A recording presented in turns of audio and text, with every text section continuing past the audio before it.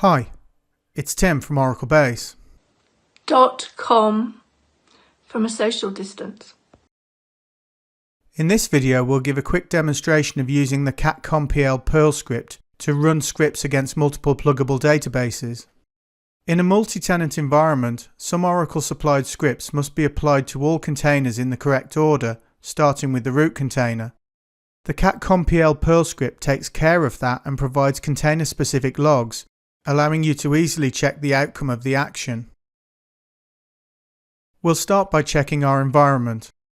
We set the Oracle CID of the database we want to use, and source oraenv to check our environment is set correctly. The catcon.pl script is in the Oracle Home RDBMS admin directory. Let's check to see what pluggable databases are present. We connect to the root container. The show PDBs command lists the pluggable databases. We can see we have the seed database and 3 user-defined pluggable databases named PDB1, 2 and 3. To keep things simple, we'll run the utlrp script, which compiles invalid objects in the database. We make an output directory to hold any log files produced by the catcon.pl script. We run the catcon.pl script with some command line arguments. The -d option is the directory where we can find the script we want to run. The -l option is the directory where the log files will be spooled to. The -b option is the prefix for the log file names. And of course we have the script we want to run. The command can take a long time to complete depending on how many pluggable databases there are and what work the script is doing. Checking the output directory, we can see 4 log files have been produced.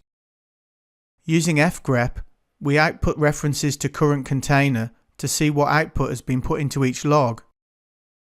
Log 0 contains the output from the utlrp script when run against the root container and the seed database. Log 1 contains the output from PDB1. Log 2 contains the output from PDB2.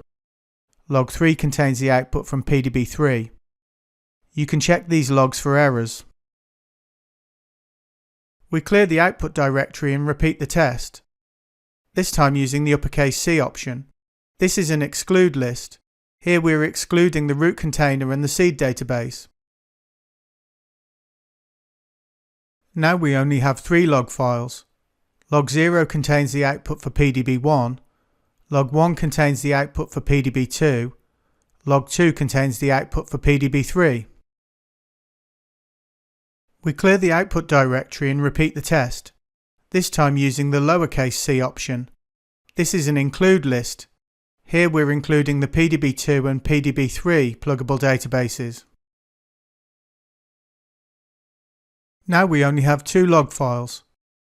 Log 0 contains the output from PDB2, Log 1 contains the output from PDB3.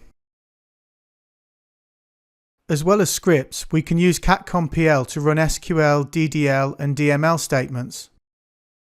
Here we exclude the root container and seed database, so the statement will only be run in the user-defined pluggable databases.